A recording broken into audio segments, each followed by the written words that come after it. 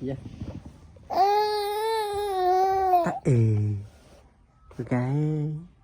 ở đây cái tôi là sao mà là ngắt chia mà nhé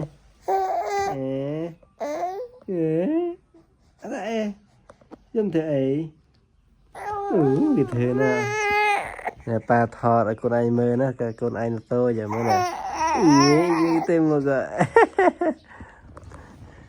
thọ là con anh mơ thầm lại con anh mơ nè con này nè hả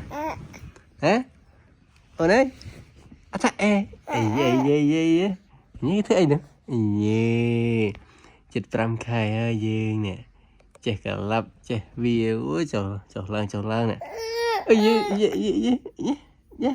mà việc mà mốc bà chun đợt lên mà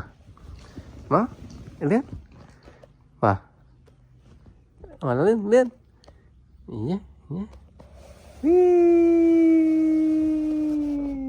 này kia này